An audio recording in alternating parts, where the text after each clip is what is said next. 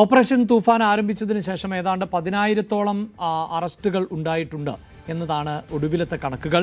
ഇപ്പോഴിതാ മലപ്പുറം കൊണ്ടോട്ടിയിൽ കോളേജിൽ ഓണാഘോഷത്തിന് വിദ്യാർത്ഥികൾ എത്തിയ കാറിൽ നിന്ന് MDMA പിടികൂടിയിരിക്കുകയാണ്. ഗ്രൗണ്ടിന് സമീപം പാർക്ക് ചെയ്തിരുന്ന കാറിൽ നിന്നാണ് മയക്കുമരുന്ന് പിടിച്ചെടുത്തത്. എക്സൈസ് ഉദ്യോഗസ്ഥരെ കണ്ടതോടെ 3 രണ്ടാം വർഷ ബിരുദ വിദ്യാർത്ഥികൾ ഇറങ്ങി ഓടുകയും ചെയ്തു. CV അനുമോദ് ചേരുന്നുണ്ട്. അനുമോദ്, കേരളത്തിലെ കോളേജുകളിൽ ഉൾപ്പെടെ മയക്കുമരുന്നിൻ്റെ ലഭ്യത വ്യാപകമാണ് എന്നതിന് കൗതുകമൊന്നുമില്ല. അതിനിടെയാണല്ലോ മലപ്പുറം കൊണ്ടോട്ടിയിലെ കോളേജിൽ ഓണാഘോഷത്തിനിടെ വിദ്യാർത്ഥികൾ എത്തിയ കാറിൽ നിന്ന് MDMA പിടികൂടിയത്. എന്താണ് വിവരങ്ങൾ?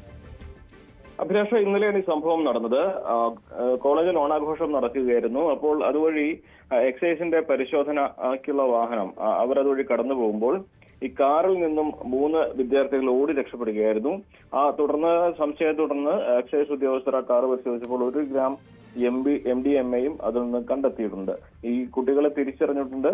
ഇവർക്ക് വേണ്ടിയുള്ള അന്വേഷണവും ആരംഭിച്ചിട്ടുണ്ട്. വലിയ ആശങ്കയുണ്ടാക്കുന്ന തരത്തിലാണ് ഈ കോളേജുകളിലെ ലഹരി വ്യാപനം എന്നതുകൊണ്ട് തന്നെ ആഘോഷ ദിവസങ്ങളിൽ പ്രത്യേക കോമ്പിങ് ഈ ഒരു മേഖലകൾ കേന്ദ്രീകരിച്ച് പോലീസിന്റെ എക്സൈസിന്റെ ഭാഗത്ത് നടക്കുന്നുണ്ട്. എല്ലാ കോളേജുകളും കേന്ദ്രീകരിച്ചും അങ്ങനെയുള്ളൊരു പതിവ് പരിശോധനയ്ക്ക് വേണ്ടി എക്സൈസ് സംഘം എത്തിയപ്പോഴാണ് കോളേജിന്റെ മുൻപിൽ റോഡരികിൽ പാർക്ക് ചെയ്ത വാഹനത്തിൽ നിന്നും 3 പേർ ഓടി രക്ഷപ്പെട്ടത്. അതിനുശേഷം നടത്തിയ പരിശോധനയിലാണ് ഇപ്പോൾ അവിടെ നിന്നും 1 ഗ്രാം MDMAയും കണ്ടെടുത്തിരിക്കുന്നത്. എന്നാൽ ഇവർക്ക് വേണ്ടിയുള്ള അന്വേഷണം എക്സൈസ് ബാൻഡിന്റെ ഭാഗത്ത് നിന്ന് ശക്തമാക്കിയിട്ടുണ്ട്. സമാനമായ തരത്തിൽ ഈ ദിവസങ്ങളിലൊക്കെ ഓണാഘോഷം എല്ലാ കോളേജുകളിലൊക്കെ വലിയ വർണ്ണാഭമായിട്ട് നടക്കുന്ന ഒരു സാഹചര്യത്തിൽ ലഹരി ഉപയോഗം ഉണ്ടാകുമെന്ന ഒരു മുന്നറിയിപ്പിനെ തുടർന്ന് എല്ലാ കോളേജുകളുടെയും വിദ്യാഭ്യാസ സ്ഥാപനങ്ങളുടെയും പരിധികളിലും പോലീസിന്റെയും എക്സൈസിന്റെയും പരിശോധനയും വ്യാപകമായിട്ടുണ്ട്.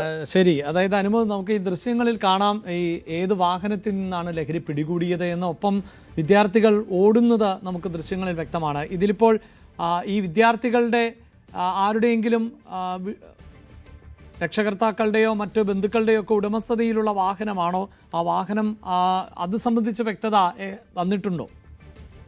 അത്തരം കാര്യങ്ങളിലേക്ക് ഈ കുട്ടികളെ കസ്റ്റഡി എടുത്ത ശേഷം മാത്രമേ അത്തരം കാര്യങ്ങളിലേക്ക് അന്വേഷണം എത്തൂ എന്നാണ് നമുക്ക് അറിയാൻ കഴിയുന്നത്. നിലവിൽ ആ കുട്ടികൾ ഇറങ്ങി ഓടിയതാണ് ഈ സംശയങ്ങൾക്കും ഇതിനെ തുടർന്നുള്ള പരിശോധനയ്ക്കൊക്കെ വഴിയൊരുക്കിയിട്ടുള്ളത്. അപ്പോൾ അവരെ കസ്റ്റഡിയിലെടുത്ത് ചോദ്യം ചെയ്യുക എന്നുള്ള നടപടിയാണ് ആദ്യം ഉണ്ടാവുക. അതിനുശേഷമേ ഈ വണ്ടി ആരുടെ ഉടമസ്ഥതയിലാണെന്നുള്ള കാര്യങ്ങളിലേക്കൊക്കെ ഈ ഒരു അന്വേഷണം എത്തുകയുള്ളൂ. ഇത് വലിയ ഒരു ക്വാണ്ടിറ്റി ആണെന്ന് ചോദിച്ചാൽ MDMA 1 ഗ്രാം ആണെങ്കിലും അത് ഒരു മാരക ലഹരി മരുന്നായിട്ട് തന്നെയാണ് കാണുന്നത്.